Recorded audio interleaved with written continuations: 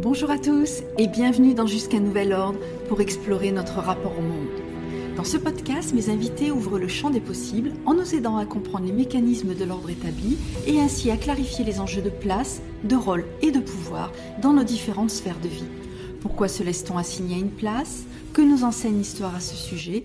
Par quel stade sont passés ceux qui ont questionné un ordre établi qui les ralentissait ?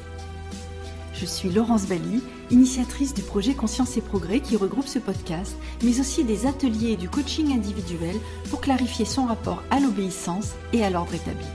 Convaincue que seule la connaissance et la conscience permettent une véritable liberté de choix, je vous retrouve toutes les 3 semaines pour un nouvel épisode avec des personnalités éclairantes. Pour être informé de la publication de Jusqu'à nouvel ordre, abonnez-vous sur votre plateforme de podcast préférée.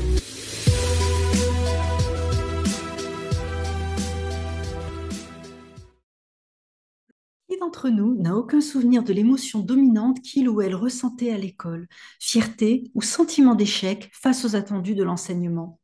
Nous interrogeons peu finalement cet ordre qui nous semble si naturel, qu'il y ait des enfants qui réussissent et d'autres qui échouent, convaincus que ce système est juste puisque nous n'avons pas tous les mêmes capacités cognitives. Mais qu'est-ce qui définit au fond l'intelligence et pourquoi acceptons-nous comme une évidence une norme qui dessert et exclut de nombreux élèves? Il semblerait que l'intelligence ne soit pas un ensemble de capacités objectives, mais bien un ensemble de critères pour réussir dans une société normalisée, nous dit Juliette Speranza dans son livre L'échec scolaire n'existe pas. Ancienne professeure des écoles, Juliette Speranza conduit désormais des travaux de recherche sur la neurodiversité et les normes scolaires. Nous allons donc aujourd'hui tenter de comprendre les ordres établis qui fondent notre école et ainsi interroger le modèle de société qu'elle induit. Et si l'école, en se réformant, devenait un vecteur de transformation sociétale? Bonjour Juliette et bienvenue dans Jusqu'à nouvel ordre. Bonjour Laurence, merci à vous. Alors, je le disais dans l'introduction, vous avez vous-même un parcours d'enseignante. Est-ce que vous pourriez tout d'abord situer la place et le pouvoir de chacun dans le système éducatif français, l'élève bien sûr, mais aussi les enseignants et les parents? Alors, c'est assez complexe parce que, en réalité, nous sommes tous vecteurs d'un pouvoir qu'on pourrait appeler d'un pouvoir normalisateur, et nous sommes tous parents, enseignants, élèves et tous les personnels qui interviennent auprès des élèves.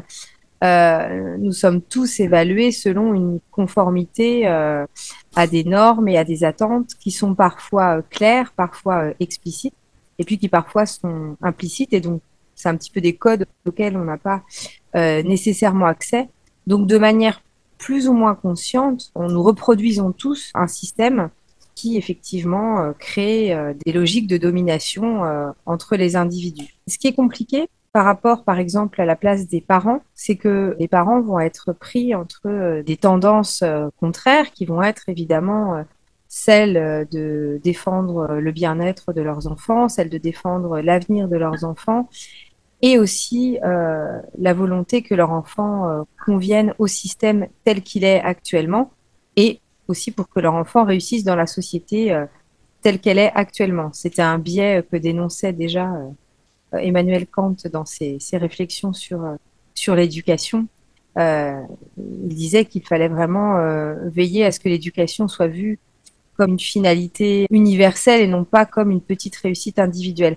Donc on est tous plus ou moins piégés. Les enseignants, ils ont aussi donc leur place qui est en jeu, leur place d'enseignant. Donc ils ont des difficultés à remettre en cause un système dont ils dépendent. Et puis, évidemment, ils sont aussi inconsciemment habités par un certain nombre de normes, de croyances, une mythologie scolaire, mais encore une fois, toute la société incorpore et reproduit. Et puis, les élèves, c'est un petit peu ceux qui subissent ce conflit de valeurs et de finalités. Et certains réussissent à se conformer à l'ordre exigé et d'autres non. Et ça va être un des facteurs, parmi les nombreux facteurs d'exclusion et de tri à l'école, cette acceptation des normes, cette acceptation du fonctionnement scolaire va être un des critères de tri entre élèves. Donc cette question de pouvoir est assez complexe, elle est assez diffuse, comme disait Michel Foucault qui répétait tout le temps que le pouvoir était quelque chose de diffus. Je crois qu'il faut vraiment reprendre cette idée-là, en tout cas par rapport au système scolaire, parce qu'il est omniprésent, il est reproduit partout et il s'introduit vraiment dans des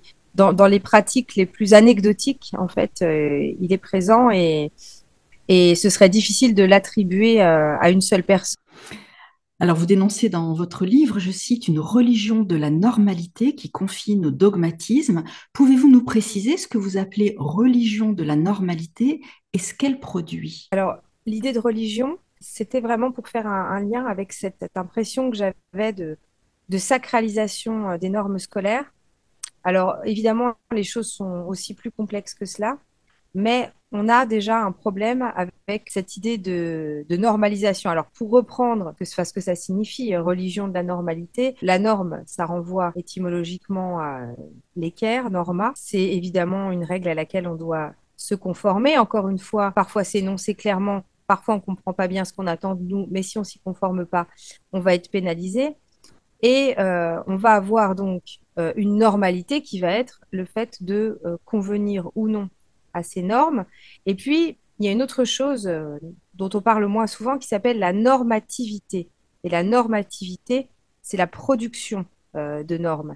Et une institution, pour moi, donc l'éducation nationale est une institution, à mon sens, elle doit être au service de l'homme, elle doit donc se réactualiser au gré de sa connaissance des êtres humains et au gré aussi des réflexions éthiques qui vont accompagner ces pratiques. Et donc là, on aurait affaire à une normativité scolaire. Donc, c'est-à-dire qu'on serait en permanence, si on suit cette logique, en train de retravailler les normes de l'école, en train de retravailler nos exigences par rapport aux enseignants, par rapport aux élèves, par rapport au cadre scolaire. Et la normalisation, c'est l'inverse, c'est-à-dire que la normalisation, c'est le fait d'exiger des individus qu'ils se conforment à la norme. Donc, évidemment, nous avons besoin de normes pour vivre ensemble, mais les normes, elles doivent être des moyens et non une fin en soi. La religion de la normalité, ça revient au fait de sacraliser des normes qui, en fait, n'ont rien à voir avec nos attentes vis-à-vis de l'institution scolaire, avec nos attentes vis-à-vis de l'école. Vous pouvez peut-être nous donner quelques exemples de ces normes, hein, pour qu'on voit bien concrètement effectivement de quoi il s'agit. Alors, ça peut être des normes de comportement, ça peut être des normes qu'on va appeler des normes cognitives, donc la manière dont on va procéder, dont on va apprendre. Donc, on peut prendre par exemple la manière de réaliser un calcul. Par exemple, il va y avoir une norme très stricte par rapport à la manière de réaliser un calcul. Et même si on parvient à trouver un résultat exact, si on n'est pas exactement, si on ne rentre pas dans le processus exact dicté par le système scolaire, on est invalidé. Ça, c'est une norme, on va dire, assez simple, assez explicite, c'est assez facile à comprendre. Il y a des normes plus compliquées à comprendre et du coup, l'exclusion qui va en découler va être un peu plus pernicieuse. Donc moi, je travaille donc sur les normes scolaires, vous l'avez dit, et la neurodiversité. Donc là, évidemment, on voit beaucoup de normes de comportement qui interpellent les enseignants, qui interpellent la communauté, des normes, pas les normes qui interpellent, pardon, c'est les comportements qui vont interpeller la communauté éducative. Et donc, en face de ces normes de comportement, on va avoir des comportements atypiques. Donc, par exemple, un jeune autiste, donc je prends souvent cet exemple-là parce que là, on voit bien que ça ne gêne pas Mm. en soi, un jeune autiste qui ne regarde pas dans les yeux ou qui va avoir des interactions sociales différentes, qui va avoir un style de vie, un style de comportement différent des autres, mais qui n'interfère en rien avec, par exemple, l'équilibre de la classe ou avec ses apprentissages. Pourtant, ces comportements différents, alors on essaye de lutter contre ça, hein. Il y a quand même des enseignants qui essayent de se renseigner, d'être davantage bienveillants avec les profils différents, mais on a encore énormément de cas, et il est encore très très fréquent que des enseignants ou des médecins scolaires ou des accompagnements d'enfants en situation de handicap classifient, catégorisent des comportements comme anormaux, comme problématiques et comme ne correspondant pas aux normes. Donc on voit bien que pris dans ce sens-là, les normes scolaires vont exclure davantage que de travailler une organisation qui conviendrait à tous. Qu'est-ce que cela produit alors, finalement? Ça produit de l'exclusion, ça produit de la ségrégation. Donc concrètement, on a des enfants qui vont être stigmatisés très très jeunes dès la maternelle pour des comportements différents, pour des manières d'apprendre différentes, et qui vont être orientés dans des sections différentes, ce qui va faire qu'à l'échelle de l'humanité, à l'échelle en tout cas d'un pays, on va avoir des enfants qui vont grandir et qui vont apprendre à créer des projets indépendamment les uns des autres, trop loin les uns des autres et qui ne sauront jamais plus grands travailler, composer ensemble et tout simplement faire société. En fait, on nie la variabilité humaine, on nie la complémentarité humaine et on fait qu'on a une certaine catégorie de la population qui ne pourra jamais, ou très difficilement, je ne vais pas être totalement fataliste non plus, ce sont des mécanismes qui vont complexifier les trajectoires sans pour autant, heureusement, les condamner de manière totale, mais en tout cas, ça va rendre les trajectoires de certains jeunes beaucoup, beaucoup plus complexes que pour les autres. Donc, on produit une autre forme d'inégalité des chances. Et de discrimination, ouais. Et de Et quel est le sens, selon vous, de cette normalisation? Parce que j'imagine qu'au départ, l'intention est louable et prend même racine dans les principes de l'universalisme républicain. C'est intéressant que vous souleviez cette problématique de l'universalisme parce que effectivement, ça vient évidemment la plupart des normes scolaires. Alors, elles viennent de différents courants parce qu'il y a quand même une interdépendance entre les domaines qu'on ne peut nier. Il y a une interdépendance entre l'institution scolaire et des exigences économiques et une politique familiale. Toute l'organisation de la société a un impact sur l'organisation de l'école. Donc en fait, il y a à la fois dans ce processus de normalisation, il y a à la fois la rigidité des normes scolaires qui ont du mal à évoluer et il y a à la fois des attentes sociétales, d'autres champs de la société qui vont interagir avec l'organisation de l'institution et qui vont l'empêcher d'agir dans le bon sens, si je puis dire, c'est-à-dire dans le sens de l'enfant, du bien-être de l'enfant. Et quel est le sens, finalement, de cette normalisation? La question de l'universalisme, elle est centrale ici parce que de nombreuses valeurs et pratiques de l'éducation nationale évidemment, viennent de cette notion d'universalisme, mais quand on analyse ce qu'est l'universalisme pour la culture scolaire, on est dans un universalisme finalement qui n'est pas un vrai universalisme au sens où il rejette une part de l'humanité, au sens où il se base sur un modèle. Alors j'avais repris l'expression de Ricoeur dans mes travaux, mais qui se base sur un modèle de l'homme abstrait, de l'élève abstrait, et qui va promouvoir une égalité des chances, mais selon, en partant de ce modèle de l'homme abstrait, donc encore une fois, en niant la variabilité humaine et en considérant que tous ceux qui sortent de cette égalité des chances qui est offerte par l'universalisme en seraient d'une certaine façon responsables. J'aime aussi reprendre l'expression d'universalisme impérialiste, pardon, mais c'est une façon de voir un universalisme auquel il faudrait, un modèle auquel il faudrait se conformer pour avoir le droit à l'égalité. On juge les gens, on juge les élèves, on juge les enfants, on hiérarchise les profils selon ce que sont les gens et non pas évidemment selon leur mérite ou selon leurs efforts. Et ce qui est encore plus terrifiant, c'est qu'on le fait encore une fois, je l'ai dit dès le plus jeune âge. Moi, j'ai vraiment vu des enfants être stigmatisés dès tout petits et aussi être culpabilisés, et parfois leur famille aussi, être culpabilisés de cette différence dès le plus jeune âge. Je peux donner un exemple qui me semble assez parlant, sans vouloir sombrer dans le scientisme, parce qu'il ne faut pas se référer qu'aux sciences, mais on a quand même beaucoup de découvertes scientifiques, beaucoup d'avancées scientifiques qui nous montrent que nos pratiques ne sont pas en adéquation avec ce qu'est un enfant en général et dans sa diversité, et donc qui nous mettent en face de nos contradictions. Et par exemple, on a une étude qui a confirmé récemment que les hommes atteignaient la maturité, les hommes, les êtres humains, atteignaient la maturité à l'âge de 30 ans. Et la manière dont sont culpabilisés des enfants très jeunes, évidemment au primaire, en début de collège, et puis encore après, pour leur comportement et les attentes qu'on va avoir d'eux, qui vont avoir un impact sur leur orientation à 13-14 ans, sont assez stupéfiants. On est Mm. vraiment dans vraiment une mythologie. L'institution scolaire se raconte une mythologie de l'égalité des chances, de la lutte contre l'ignorance, contre la barbarie. Et encore une fois, elle perpétue des inégalités. Alors, on connaît très bien la problématique des inégalités sociales. Moi, j'insiste souvent sur la problématique des inégalités cognitives qui correspond un peu plus à ce que je décris. Mais en fait, la problématique des inégalités cognitives va complexifier évidemment la problématique des inégalités sociales. On va effectivement y revenir, mais peut-être avant, un ordre établi repose toujours sur des formes d'évidence qu'on ne questionne plus, hein, fussent-elles totalement discutables sur le fond. Quelles sont ces évidences dans le cas de l'éducation nationale et surtout, que disent-elles de nos représentations collectives? La problématique qu'on rencontre quand on essaye de faire changer l'institution scolaire, c'est le fait qu'on ne questionne jamais le bien fondé des valeurs et des pratiques scolaires. Déjà, on a un gros conflit de valeurs. Moi, je distingue valeurs j'appellerais les valeurs publiques des valeurs sourdes. Donc, on va avoir des valeurs publiques qui vont être celles, par exemple, de la bienveillance, de l'inclusion, encore une fois, de l'égalité. Et puis, on va avoir des valeurs sourdes qui sont tacitement admises, comme le tri, la hiérarchisation.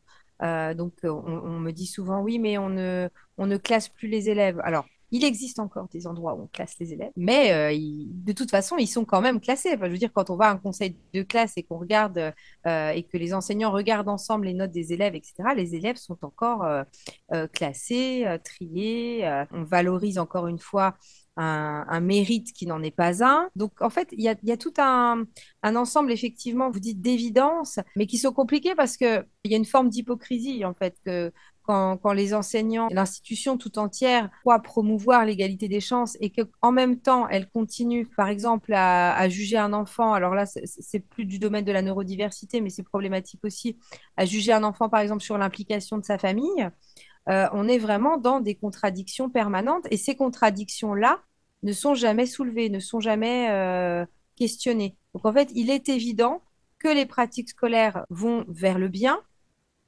dans l'inconscient collectif, enfin en tout cas dans l'inconscient collectif plutôt de la culture scolaire, parce que c'est en train de devenir problématique dans la rencontre entre la culture scolaire et la conscience collective, en fait. Hein. Il y a vraiment un problème de ce côté-là.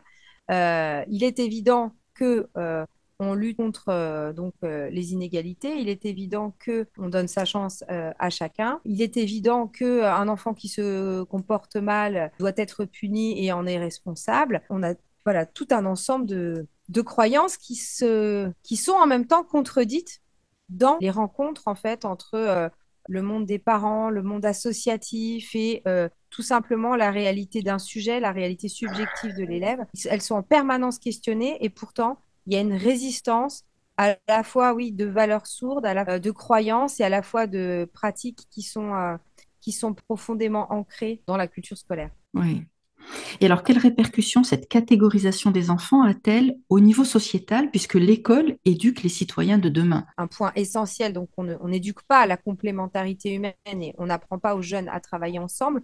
On peut aussi insister sur un autre point, c'est sur les répercussions individuelles que cela va avoir, puisque c'est quand même assez impressionnant que de nombreux adultes soient autant marqués, autant traumatisés par leur cursus scolaire et qu'évidemment certains soient dans l'incapacité, par exemple, de passer des concours ou de passer des entretiens d'embauche de manière à peu près sereine, même si c'est compliqué pour tout le monde, qu'ils aient gardé une forme d'anxiété, qu'ils aient autant incorporé en fait le fait qu'ils n'avaient pas leur place dans cette société. Ça, c'est vraiment évidemment problématique pour les individus et encore une fois, c'est problématique aussi de manière plus large. Alors, du coup, ça, on se tire un petit peu une balle dans le pied parce que je dis souvent que l'école se place dans une logique productiviste, de rentabilité. Je pense que voilà, on n'est pas loin de la vérité, même si il faut détailler un petit peu, mais on n'est pas loin de la vérité quand on dit vraiment que l'école produit des travailleurs avant tout.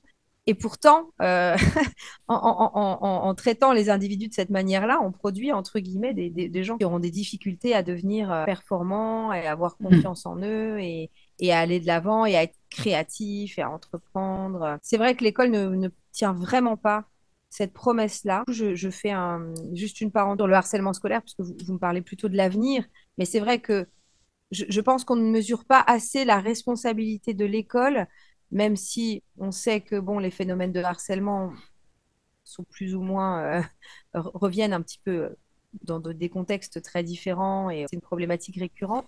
Mais je pense qu'on ne mesure quand même pas l'impact de la culture scolaire, de cette culture justement du tri, de la marginalisation, de la traque aux anomalies et aux aspérités des tout petits sur en fait le comportement que vont avoir les élèves vis-à-vis de leurs camarades qui vont être différents aussi. Donc, on produit aussi beaucoup de stigmatisation entre élèves. Ouais, vous posez d'ailleurs la question dans votre livre, quels individus voulons-nous que les élèves deviennent? Voulons-nous éduquer des personnes efficientes, uniformisées, intolérantes? Au fond, quelle est actuellement la mission de l'école selon vous? Alors, c'est une question compliquée parce que la mission qui devrait être la mission d'école ou la mission qu'on attribue à l'école? La mission qu'on attribue plutôt à l'école. c'est complexe aussi parce que je me suis beaucoup appuyée sur les travaux de Canguilhem, évidemment sur le normal et le pathologique. Là, pour le coup, c'est pas en lien avec cette idée de normalité et de pathologique que je voulais revenir. Enfin, c'est pas sur cette idée-là que je voulais revenir sur l'idée de normal et de pathologique, mais c'est sur l'idée de finalité. Parce que Canguilhem a accordé une partie de son ouvrage à une réflexion sur la finalité de la société. Et son hypothèse, c'est qu'il n'y a pas une finalité à la société. Il n'y a pas un seul but pour la société.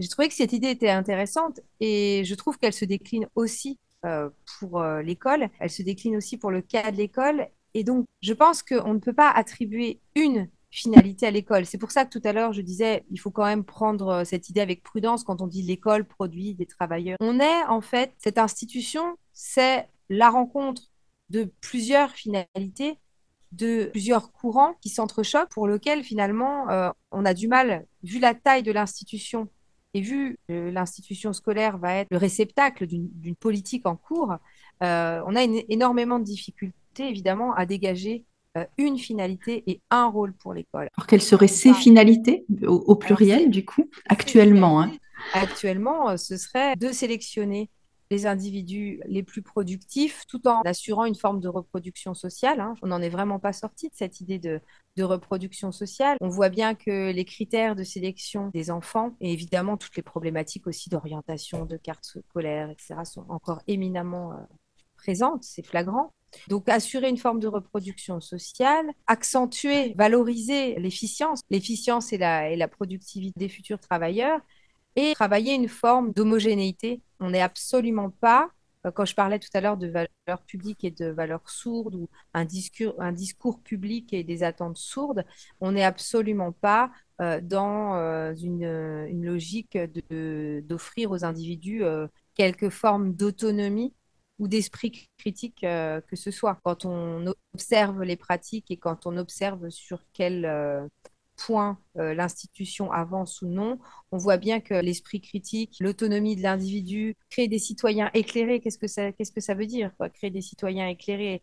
Est-ce que c'est créer des citoyens qui vont être dociles, qui vont répondre aux attentes de la société, ou est-ce que c'est des citoyens qui vont questionner, encore une fois, le bien fondé des normes qu'on leur impose? C'est deux choses différentes. Mais c'est vrai qu'on ne forme pas des citoyens libres, et on ne forme pas non plus, à mon sens, on ne forme pas du tout à l'humanisme, puisqu'encore une fois, je trouve qu'on forme encore énormément à une Oui. forme d'individualisme qu'on va ensuite déplorer. Et est-ce que le corps enseignant a conscience d'être partie prenante finalement de cet ordre établi qui fait que, ben oui, on catégorise les enfants, donc finalement on assigne en tous les cas certains à une place et justement ce que vous venez de décrire, hein, c'est-à-dire une éducation qui est plutôt à finalité de reproduction sociale, de valorisation de l'efficience et de l'homogénéité.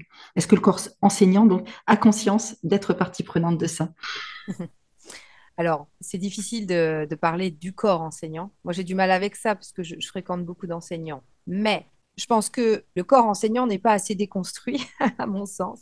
Le corps enseignant me semble, en général, hein, et évidemment, on a des individus qui sont critiques, qui ont une vraie réflexion sur l'institution, sur ce qui se joue dans l'institution dont ils font partie et qui en souffrent et qui aimeraient faire changer les choses de l'intérieur et qui ne savent pas comment faire parce que c'est quand une grosse institution comme ça euh, refuse de bouger son cadre, c'est évidemment très compliqué pour un individu tout seul de tout changer. Donc, je pense qu'une certaine partie en a conscience, mais en général, je pense que la culture scolaire est très très forte et je rencontre et observe beaucoup d'enseignants qui sont encore très très imprégnés de cette tendance à trier, à stigmatiser, à juger les élèves. Et il y a une chose qui est quand même assez intéressante, c'est que j'ai l'impression que les enseignants avancent du point de vue des problématiques qui avaient été soulevées par Bourdieu, hein, autour de la reproduction sociale. Mais on trouve par exemple beaucoup d'enseignants qui sont très très volontaires pour aider les jeunes étrangers, les jeunes allophones, veulent mettre en place des dispositifs ou du tutorat, etc., enfin, qui veulent mettre en place des choses pour et lutter contre les inégalités liées effectivement aux origines des enfants, et voilà, parfois qui veulent aussi mettre en place des choses. Les enseignants en REP font souvent beaucoup de choses pour essayer d'apporter un peu de capital culturel, par exemple, à leurs élèves, et essayer de lutter contre les inégalités.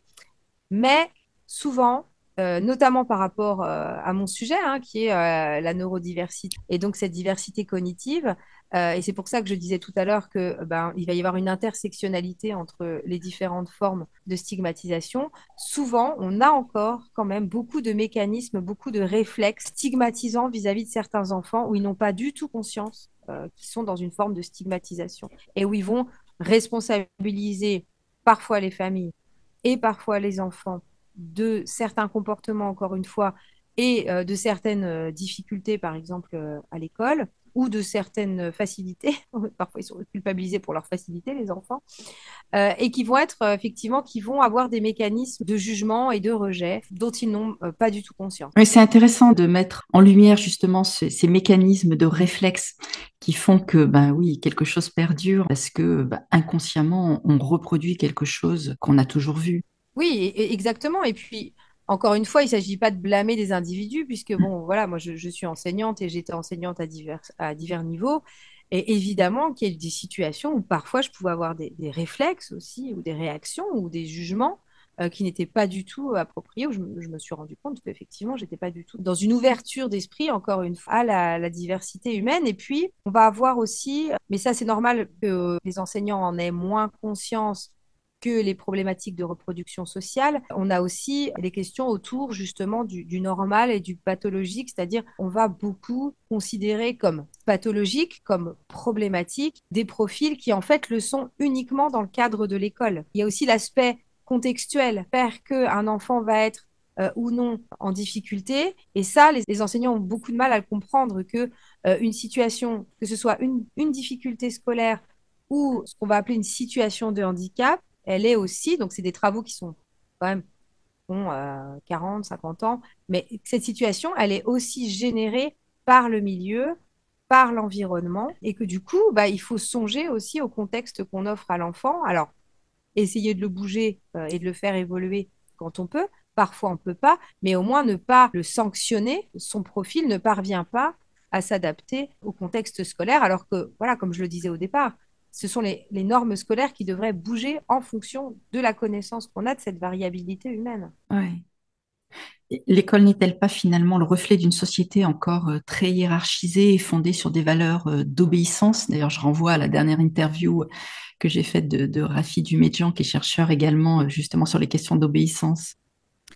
Oui, totalement. Alors après, je pense aussi que ça dépend ce qu'on entend par reflet, parce que je pense qu'il y a plutôt un échange entre la société et l'école, c'est-à-dire que, comme vous le disiez tout à l'heure très justement, l'école éduque les citoyens de demain, donc on a évidemment des allers-retours. Ce que nous sommes aujourd'hui et que du coup forcément nous inculquons à nos enfants, la société que nous avons aujourd'hui et que nous reproduisons dans cette petite société que serait l'école. Et on a aussi évidemment la culture scolaire qui, elle aussi, entretient à son tour certains mécanismes de domination, de pouvoir et qui, sans réflexion finalement sur les iniquités que nous produisons, on réfléchit peu quand même hein, sur, vous me questionniez tout à l'heure sur la finalité de l'école. On ne le questionne pas, on ne questionne pas l'aspect polymorphes que peuvent prendre les iniquités. On est dans une vision très basique, donc du coup, qui va faire qu'on va avoir des réponses très basiques de ces iniquités. Et on reste aussi dans une forme de naturalisation de l'échec scolaire et du handicap, par exemple. Les difficultés proviennent des individus. Tant qu'on n'interroge pas ces mécanismes-là, ben forcément, on ne bougera pas. Et on peut se demander, évidemment, dans quelle mesure, sans devenir complotiste, mais on peut se demander à qui profite le crime, puisque si ça ne bouge pas, il y a quand même pas forcément des individus isolés. Mais ces mécanismes conviennent forcément, arrangent forcément une catégorie de la population, puisque quand on est concerné par, bien que parfois on ait tendance à les accepter, mais quand on est concerné par des inégalités, on en a quand même davantage conscience. Donc, je pense qu'il y a une certaine catégorie qui ne sont pas concernées, évidemment, par ces difficultés-là. Ouais. Et alors, qu'est-ce qui serait, selon vous, de nature à faire basculer le système éducatif actuel vers justement plus de neurodiversité, plus d'égalité, plus d'acceptation, moins de discrimination?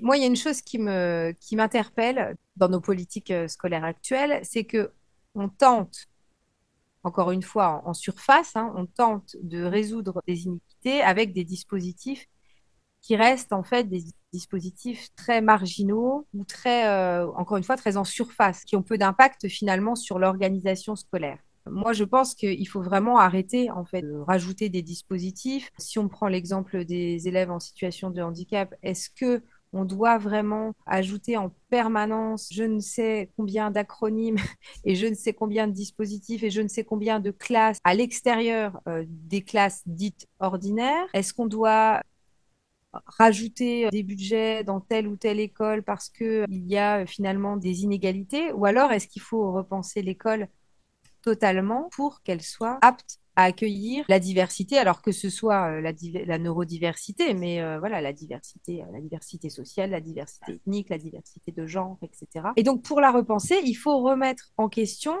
les pratiques auxquelles nous sommes très, très, très attachés et l'organisation scolaire tout entière auxquelles les enseignants ne sont, en tout cas, pour la plupart, pas prêts, ne sont pas prêts à remettre en question. Un exemple? La notation, les programmes. Alors, les programmes, les enseignants râlent souvent après les programmes, mais on n'arrive pas à en sortir de ces programmes. Or, si on n'assouplit pas les programmes, on ne peut pas faire leur place aux élèves qui suivent autrement. Alors là, je ne parle pas forcément des élèves qui sont en retard, entre guillemets, ou qui auraient besoin de plus de temps. Il y a beaucoup de cas d'enfants qui, quelle que soit leur étiquette, HP, donc haut potentiel, 10, autiste, etc., qui vont avoir besoin d'avoir des contenus et évidemment des supports, mais qui vont avoir besoin d'avoir des contenus différents pour être accrochés. Par exemple, les enfants autistes, ils ont souvent ce qu'on appelle des centres d'intérêt spécifiques. Donc, par exemple, ils vont avoir une passion, ils vont avoir besoin d'y aller à fond, etc. Enfin, je dis une passion, voilà, c'est plus qu'une passion. Et en fait, les enseignants spécialisés qui travaillent avec ces élèves-là savent s'appuyer sur ces intérêts spécifiques. Si on mettait des enfants autistes en école ordinaire qui avaient des intérêts spécifiques, sans programme, on pourrait se raccrocher. Bon, bah, toi, tu es passionné, je ne sais pas, par les moyens de transport. Bon, bah, on va se raccrocher aux moyens de transport pour apprendre des choses. Vous voyez ce que je veux dire? Et en fait, la cadence des programmes est tellement infernale. Il y a des attendus qui sont tellement, tellement rigides, et quant au contenu, et quant au rythme auquel on va devoir les faire ingurgiter aux élèves, parce qu'il n'y a pas d'autre mot.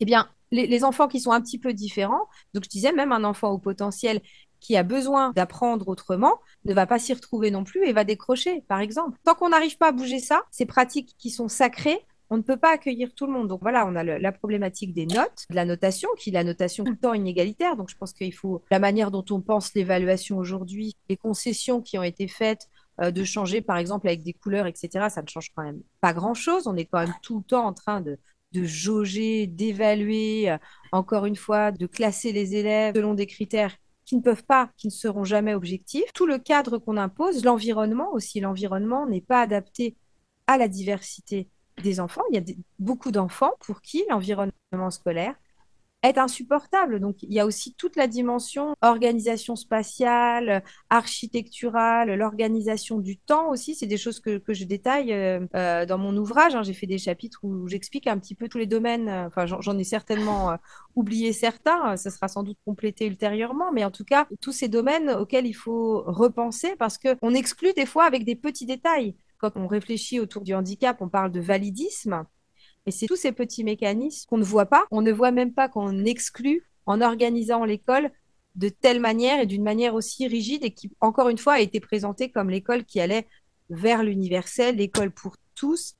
Cette école n'est pas universelle, ce n'est pas l'école pour tous, elle produit des inégalités, donc il faut vraiment la repenser totalement. Oui, c'est ça, revoir vraiment l'ensemble du système pour désacraliser certaines pratiques. Et pour finir, quel est votre degré d'espoir en un mot? Bah, après, moi, je me dis que rien n'est impossible, en fait. Mhm. Par contre, j'aimerais que les personnes qui sont responsables de l'organisation de cette institution, puisqu'il y a quand même certaines personnes qui ont un impact sur son organisation, vraiment se réveillent. Et je crois qu'il faut vraiment le renverser, le système. Il faut vraiment faire une révolution du système scolaire. Donc, il faut que les gens soient plus ambitieux. Il faut que les personnes qui sont impliquées soient plus ambitieuses. Il faut que la société tout entière soit plus ambitieuse, plus exigeante. Après, voilà, c'est compliqué parce on est tous un peu pris dans cette spirale. Mais je me dis que l'opinion publique en a de plus en plus conscience. de ces dysfonctionnements. Donc je me dis, ça peut pas tenir éternellement. J'espère effectivement qu'à un moment donné, ça va devenir tellement flagrant, tellement insupportable, on va forcément se dire à un moment donné, non mais il faut vraiment tout changer. Enfin, en tout cas, Mm, mm. je le souhaite profondément et puis je me bats pour ça et il faut y croire. On le souhaite. L'échec scolaire n'existe pas. Une nouvelle chance pour votre enfant aux éditions Albin Michel. Un essai dans Vivifiant. Merci Juliette Speranza pour cette voix d'espoir que vous portez en remettant en cause l'ordre établi qui, au sein de l'école, assigne certains élèves à l'exclusion. Merci également pour ce décryptage des représentations qui à la fois le sous-tendent et le soutiennent, ce que vous appelez la religion de la normalité que nous avons intégrée comme un ordre quasi naturel. Peut-être avant de nous quitter, voulez-vous nous dire quelques mots de l'association Neurodiversité que vous avez créée? Alors oui, la Neurodiversité France, c'est une association qui a 4 ans désormais, donc qui a été créée avec un ensemble de personnalités concernées par la neurodiversité, même si nous sommes tous concernés par la neurodiversité, mais qui en tout cas étaient un petit peu concernés par les problématiques liées à la méconnaissance de cette neurodiversité. Et donc, nous essayons de sensibiliser le plus possible les écoles, les entreprises, l'opinion publique à ce qu'est la neurodiversité. Et nous nous battons aux côtés des personnes qui peuvent être dans des situations justement de stigmatisation et d'exclusion liées à leur profil atypique. Donc évidemment, vous pouvez effectivement suivre. Nous avons un site internet et nous sommes sur les réseaux sociaux et vous pouvez regarder un petit peu nos articles et nos publications qui essayent vraiment d'amener à faire réfléchir, de faire avancer les choses parce que nous sommes vraiment dans une société, dans un pays qui est en retard sur la compréhension de cette diversité et où il y a encore beaucoup de souffrances dont on pourrait se passer sans problème. Ok, je publierai justement les coordonnées du site Neurodiversité France. Un grand merci, Juliette Speranza, pour cette interview. Merci à vous. Découvrez mes invités en avant-première sur Instagram à l'adresse Laurence Bali et sur Facebook à l'adresse Jusqu'à Nouvel Ordre. Si vous aimez ce podcast, favorisez sa diffusion en lui donnant 5 étoiles sur votre plateforme d'écoute préférée et surtout abonnez-vous pour suivre tous les épisodes gratuitement.